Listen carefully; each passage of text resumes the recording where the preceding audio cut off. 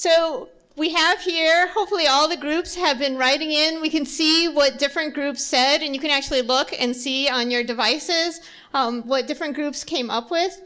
At the consortium, we're going to be looking at these things. I'm sure that it was just the start of hopefully many other conversations, but hopefully it will help us, it'll help stimulate some ideas in terms of where the research is going to go in the future. Just in closing, I want to invite two people to come up and give some remarks because they have very important perspectives. First of all, I want to invite Janice Jackson, yes, who's the Chief Education Officer of CPS.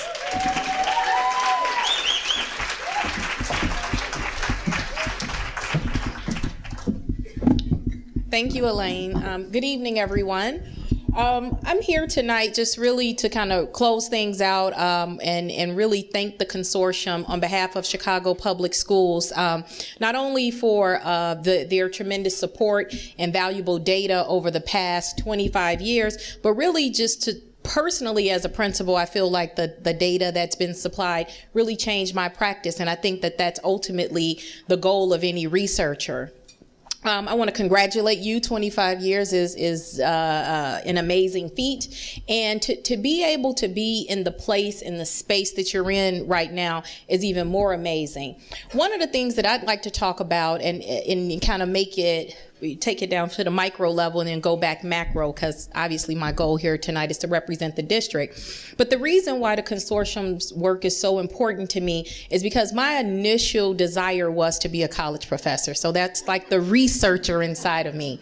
And like many of the students we served, that just was, I couldn't get on that pathway right away. So I had to go and teach, and then I started teaching in a high school, saw different things that led me to, school level leadership, and the rest is history. But one of the things that I've always valued about the consortium's work is just really that marriage between the research and practice. And not every institution is able to say that. I think that you stand in a very influential place. I was joking with Elaine off to the side as we were reflecting on the legacy and the things that I appreciate most. And without any legitimate authority over CPS, I feel like, not legit, a lot of people think they have authority, but I've learned that, when you're a principal, it's like everybody's your boss. Now that I'm a chief ed, I realize everybody is my boss. But without that legitimate authority, one thing that the consortium is able to do is to really influence practice. And they do it because the research is so powerful, it's so accurate, and it just goes right to the heart of the work. And what I often say is that it's not about you have to do it. It's often you would be crazy if you didn't do this. You would be crazy if your practice didn't change as a result of the data and the knowledge that they give us. So, as a practitioner, I relied on that. Kevin mentioned earlier when the potholes report came out. That wasn't fun. I remember exactly where I was. Not just from a school level, I'm being honest. I was on Congress in Michigan on my way to work when I saw the man holding up the headline that said, 6 students from CPS go to college. And I'm going every day with 120% zeal, and to see something like that, you could take two paths when you see that. You can turn around and give up because you're working hard and you can think that you're doing it for nothing. Or you can peel through that report, engage with the stakeholders who wrote it and who are impacted by it, and change your practice. And as a result, I led 2 schools that had higher than expected freshmen on track graduation rates and all sorts of metrics because of the work that came from the consortium, because of the professional learning communities through Network for College Success and through our network at the time. And I just really want to thank you for how you've influenced my practice personally. Now in this space, as the role of Chief Ed Officer, we're constantly faced with, problems, issues, and things like that. But I see you as a trusted partner who can not only help tell the narrative of what's happening in CPS, but also continue to help guide us because the research is so rich and the partnership is so strong. I just want to thank you on behalf of Chicago Public Schools, and thank you on behalf of the students and the families that we serve. Thank you. Should I introduce Tim or?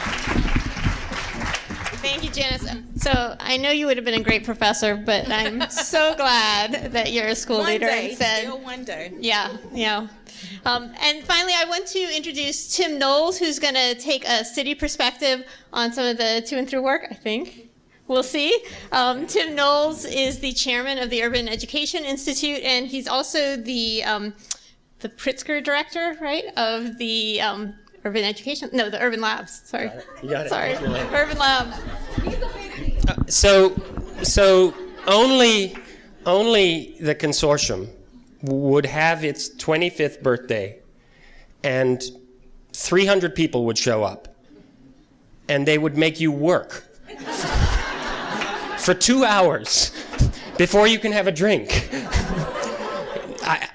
It's funny, but it's not funny. It's very, very indicative of the consortium and how seriously they take the work and how seriously the city of Chicago takes the consortium's work. So thank you all for being here. I have two more things to say. The first of the two is that I want to thank one person who I think probably knows everybody in this room and who was at the consortium at the very, very beginning. And that's Penny Sebring.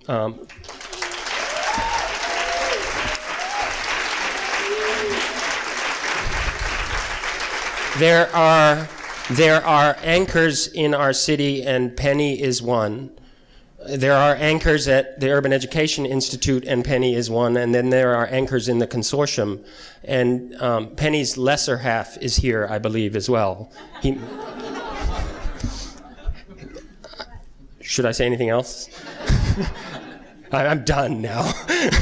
I realize I'm done.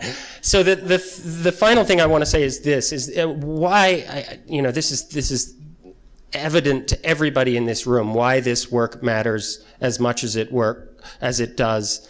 But in the spirit of the consortium, I want to remind you that the best social science in the world connects the outcomes that we care about as a society to educational attainment. So the further you go in school, the longer you will live. The more you'll earn, we know that. You're 37 times less likely to go to prison if you finish a post-secondary degree. You'll vote more. You'll volunteer more. You'll exercise more.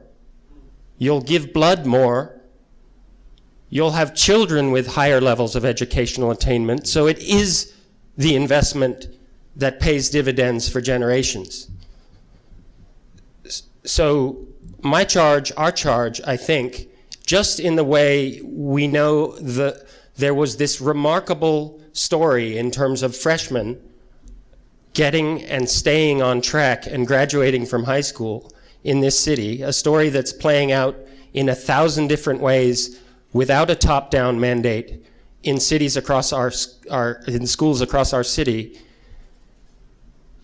Just in that way, we too now can do the same thing for college, for this city. And I think our charge is to put our stake in the ground and say we, not just teachers, not just school leaders, not just district leaders, but we as a city are going to make the city the attainment city for our country. This city that proves that it's not just 6%. Now it's 14. We're fighting with New York City because they don't believe they're 11. Baltimore is 4. That should explain something. The nation, this is 9th grade to 4-year college completion. The nation, for those of you who don't know, take a guess. All of the 9th graders across the country, their 4-year college completion rates. 18. Chicago should be the city that within 5 years gets that to 30, the 14 to 30, or 40 or 50. So that's our challenge. Thank you all so much for being here. We have stood in the way of wine for too long. And congratulations, everybody, for this remarkable moment in the consortium's life and in the city's life. Thank you.